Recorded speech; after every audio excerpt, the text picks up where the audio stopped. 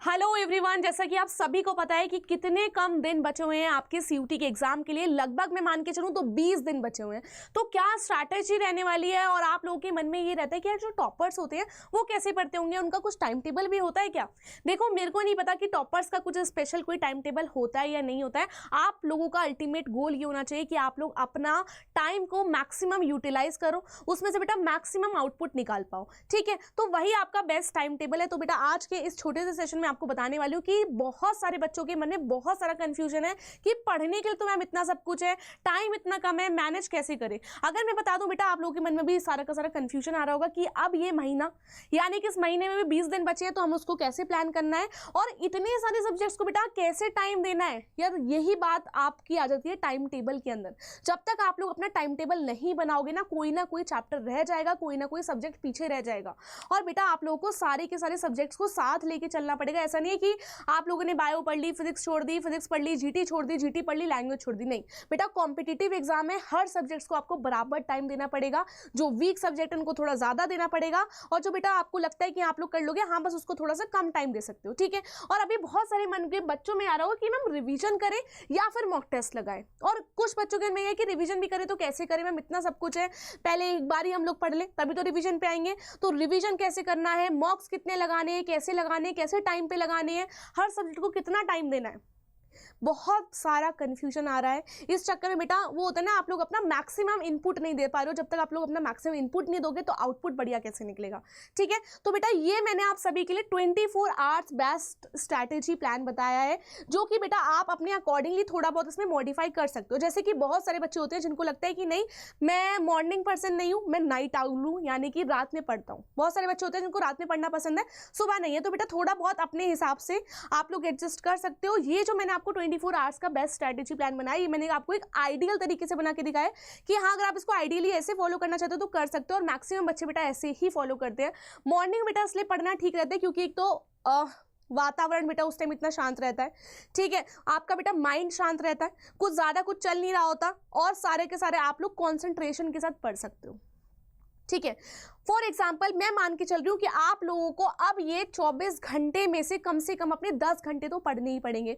अगर जो बच्चे मेरे साथ अभी एम क्रैश कोर्स के साथ जुड़े हुए हैं, मैं आपको बता दूं बेटा उसमें दिन में 7 से 8 घंटे तक भी क्लासेस चल रही हैं, क्योंकि बेटा सब्जेक्ट्स बहुत ज्यादा है और टाइम बहुत कम है। अगर हाँ यही टाइम आपके पास 3-4 महीने तो मैं आपको बोलती कि कम घंटे पढ़ लो, लेकिन बेटा आपको स्ट्रिक्टली 8 से 9 घंटे निकालने पड़ेंगे दिन के, अगर आपने सीयूटी 2024 को क्लियर करने का सोचा है और एक अच्छे यूनिवर्सिटी में एडमिशन लेने का सोचा है। ठीक है, जब आप लोग इतना बड़ा ड्रीम करते हो यार, तो उसके लिए बड़े एफर्ट्स भी लगते हैं, उतने ही बड़े आपको अपना इनपुट देना पड़ता है। ठीक है, तो देखो आप लोग स्टार्ट करो अपना दिन सुबह 6 बजे से, और बेटा सुबह आपका माइंड इतना फ्रेश होता है, ज़्यादा इतने बहुत सारी चीज़ें नहीं चल रही होती, कियोस नहीं चल रहा होता है।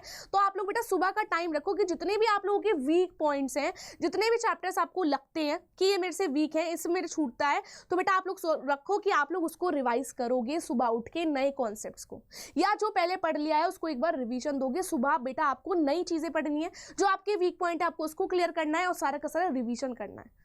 ठीक है, सुबह वाला टाइम बेटा आपको ऐसे रखना है, मानो आपने 6 बजे उठे, आधा घंटा बेटा फ्रेश हुए, कुछ ब्रश व्रश करा एंड बेटा मुंह हाथ धोकर बैठ गए बेटा स्टडी टेबल पे, बेड पे बैठ के मत पढ़ना, वरना खुद दोबारा कब सो जाओगे पता भी नहीं चलेगा। तो 6:30 से 9 बजे तक बेटा आपको सारे के सारे अपने न्यू कॉन्सेप्ट पढ़ने।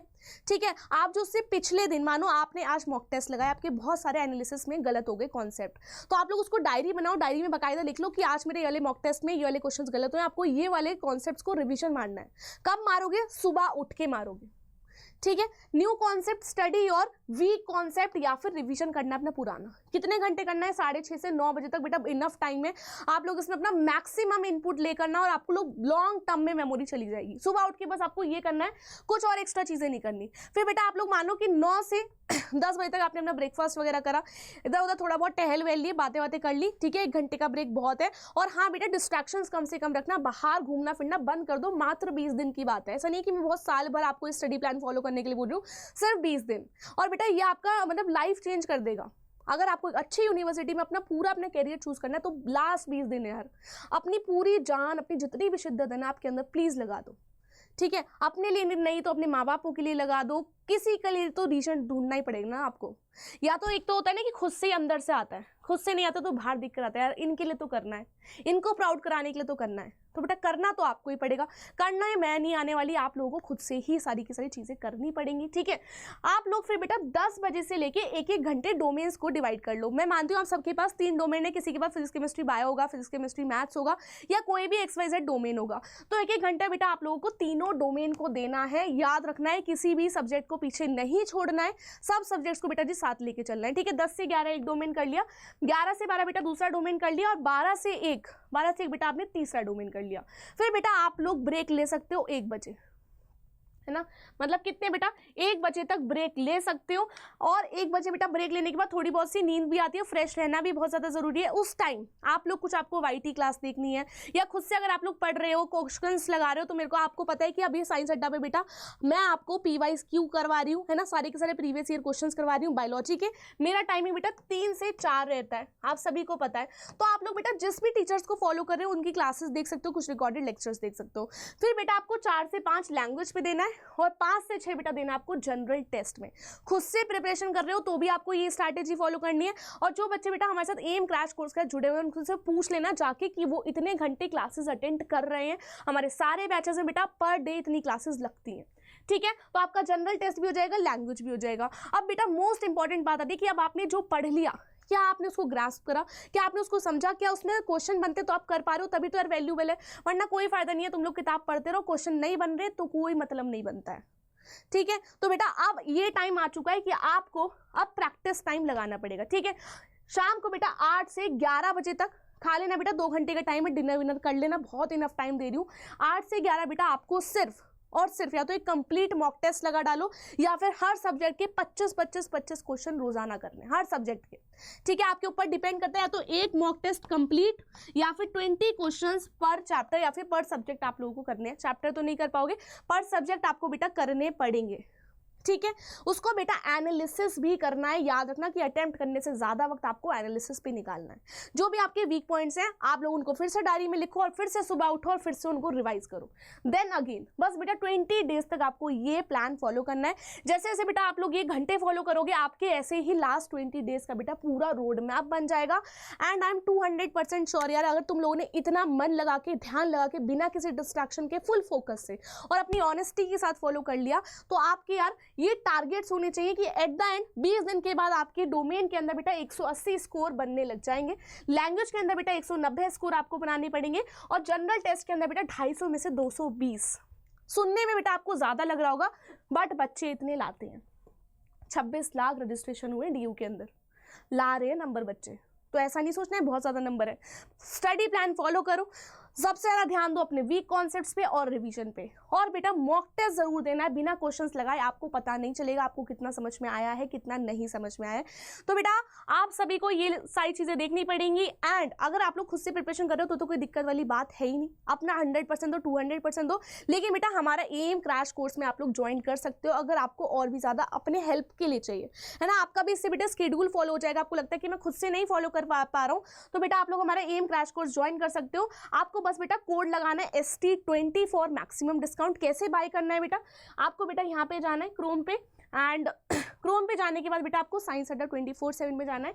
यहाँ पे बेटा आपको कैटेगरी सेलेक्ट करनी पड़ेगी, कौन सी, K12 कैटेगरी। देन बेटा आपको क्लास 12 सेलेक्ट करना पड़ेगा, और ये बेटा हमारे दोनों बैच है एम प्लस एंड एम, ठीक है। इसके अंदर बेटा आपको हाइब्रिड टेस्ट सीरीज मिल रही है, इसमें आपको नहीं मिल रही है। बट बेटा इसके अंदर क्या क्या मिल रहा है एक बार वो भी सुन लेंगे, क्या क्या मिल रहा है। इसके अंदर आपको मेंटोरशिप प्रोग्राम मिल रहा है, यानी कि वो बच्चे इनका पहले से DU BHU में एडमिशन है, वो आपको बताएंगे उन्होंने कैसी स्ट्रैटेजी करी। उसके अलावा मैं आपने को खुद सारे के सारे बेटा शॉर्ट नोट्स देने वाली हूँ, फॉर्मूला शीट्स देने वाली है फिजिक्स मैम, मैथ्स वाली मैम, एंड सब कुछ मिलने वाला है इसमें। बेटा 15 दिन तो आपको रैपिड रिविजन हर चैप्टर का करवाने वाले हैं, और 10 दिन बेटा आपको मॉक टेस्ट करवाने वाले हैं अपने अपने सब्जेक्ट्स के। सब बेटा GT लैंग्वेज सब कुछ एक ही में कंप्लीट होने वाला है। आपको बेटा देखो इसको खरीदना कैसे, बाय नाउ पे जाना है, यहाँ पे बेटा आपको कोड लगाना है ST20, ठीक है, ST20 और बेटा इसको अप्लाई कर देना है। देन बेटा ये 20% ऑफ है, क्योंकि आप सबको पता है आज रामनवमी है, तो बेटा आपको उसमें मैक्सिमम डिस्काउंट मिल सकता है। आज दिन में 20% डिस्काउंट है, और आप ऐप से इसको खरीदते हो तो आपको बेटा 1% और डिस्काउंट में कम मिल जाएगा। इसके बाद बेटा आप सबको अगर कोई भी डाउट है रिगार्डिंग कि कैसे प्लान करना है, मैम हमें ये वाली PDF कैसे चाहिए, वाईटी के एनीथिंग, ठीक है, तो आप लोग बेटा इस मेल ID पे मेरे को मैसेज कर सकते हो, sakshi.tomar@247.com। कैसी भी दिक्कत है, परेशानी है तो बेटा आपको 2 बार भी सोचना नहीं है, आप लोग मेरे को मेल कर सकते हो regarding any course, regarding anything. Video पसंद आया होगा तो बेटा लाइक कर देना, कोई भी दिक्कत है तो आप लोग कमेंट्स भी कर सकते हो। Thank you so much.